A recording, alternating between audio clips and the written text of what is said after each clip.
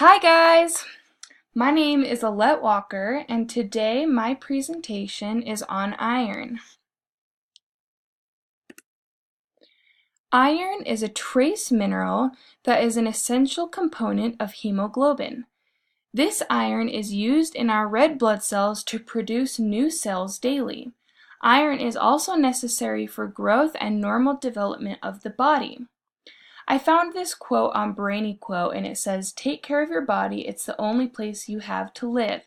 I thought that was so cute and clever, and it's so important to remember that we're stuck with our bodies and we should learn how to take care of them and do what it takes to have healthy, strong bodies. The RDA for adult women is 18 milligrams per day, while the RDA for men is 8 milligrams per day. This seems like a big difference, but after age 51, women only need 8 milligrams per day because this is the age when women enter menopause and stop losing iron through menstrual blood. The upper level for iron is 45 milligrams per day. We'll go over some of the symptoms of toxicity later in the presentation. About 70% of our body's iron is found in our red blood cells as hemoglobin and as myoglobin in muscle tissue. Hemoglobin is needed to transfer oxygen from the lungs to body tissue through our blood. Myoglobin does the same for muscles, such as transporting oxygen from red blood cells to skeletal and heart muscle cells.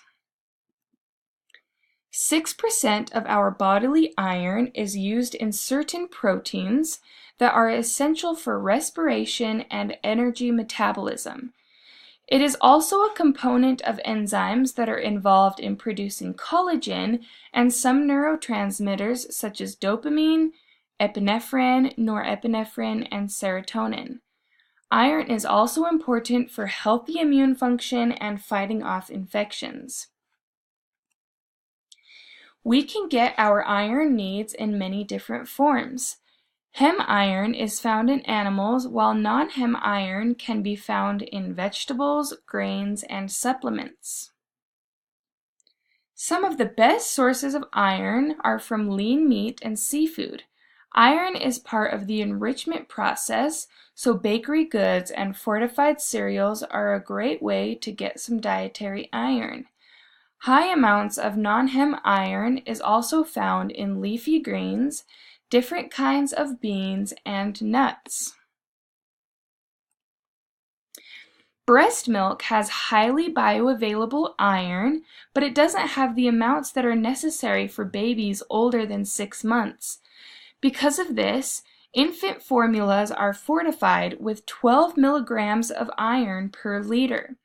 Small amounts of iron can also be transferred to your food through cooking utensils, such as using a cast iron skillet.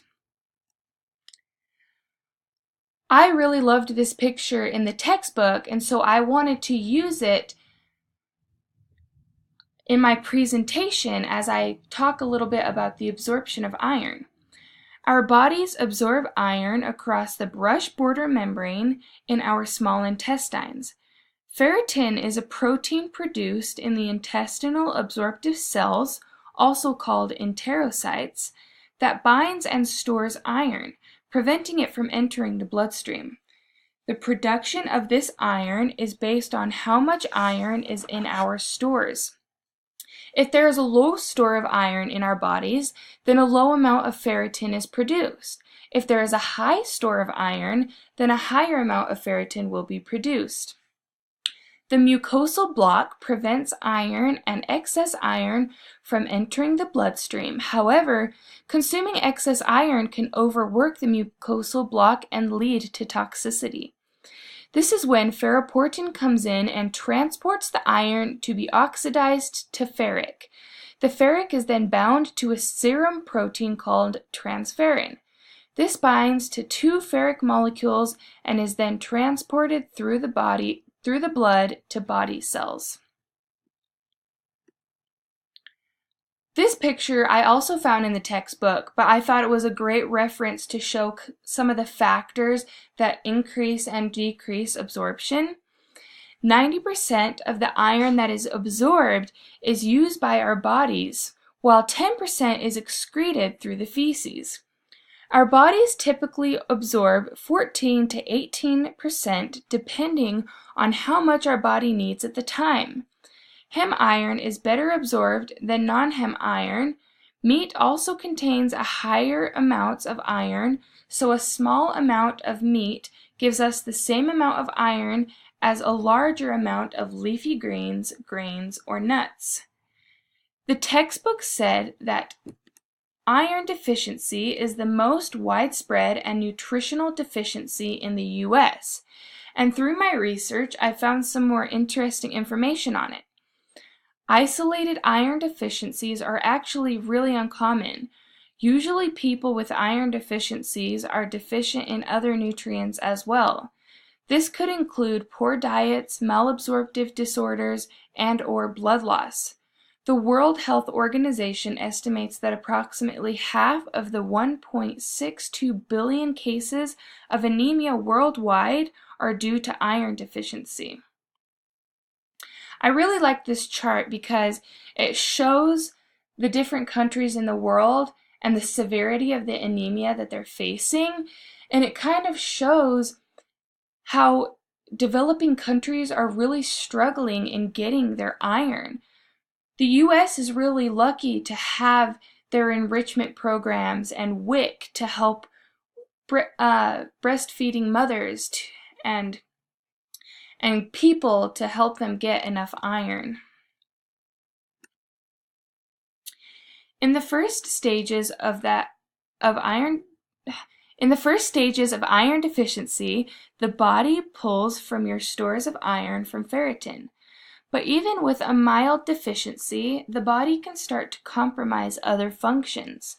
As the deficiency progresses, the body can start to compromise other functions. Oh, I messed that up. As the deficiency progresses, the body results in iron deficiency anemia. Sorry about that. This is dangerous because oxygen transport in the blood can cause fatigue and affect our abilities to perform daily activities. This anemia is a big concern in children because their bodies are still developing and impairments may not be reversed. In iron deficiency anemia, the red blood cells are pale and small compared to normal red plump blood cells. There are many different individuals who are most at risk of iron deficiency anemia. During pregnancy, to meet the needs of the growing fetus and placenta, red blood cell production increases dramatically. Therefore, pregnant mothers need more iron to support the growth of a healthy baby. Infants and young children are also at risk of iron deficiencies because of the rapid growth of their bodies.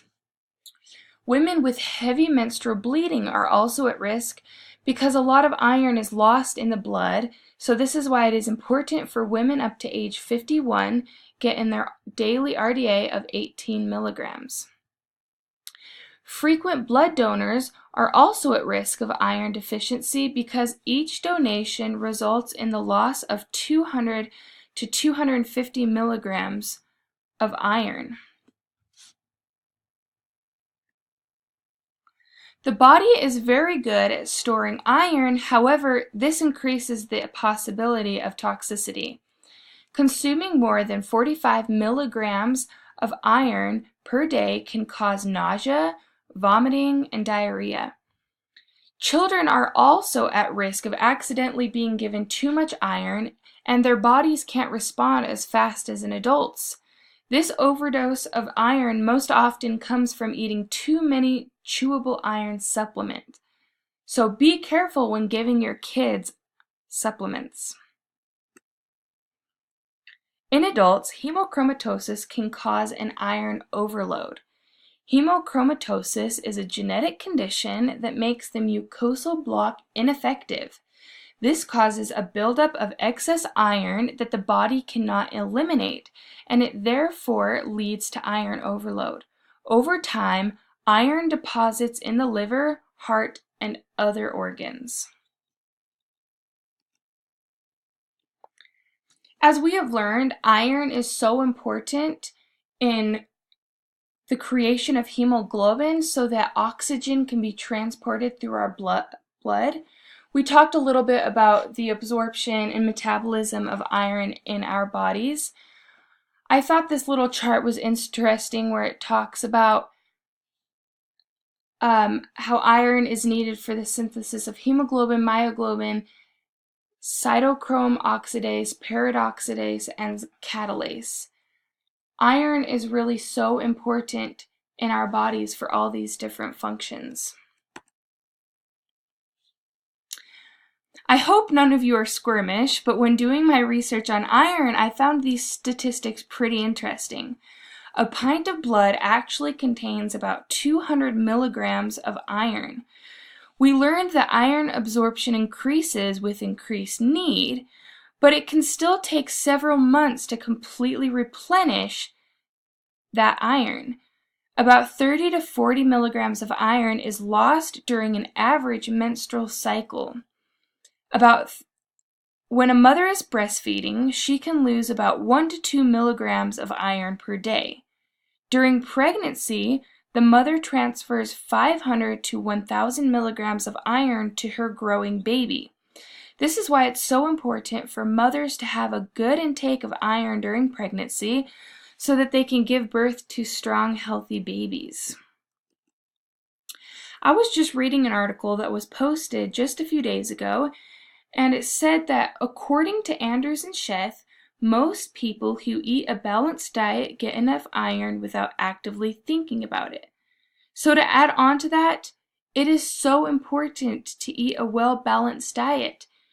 If you can make sure you get in all of your meat and grains and vegetables, then you probably wouldn't have to worry about getting in.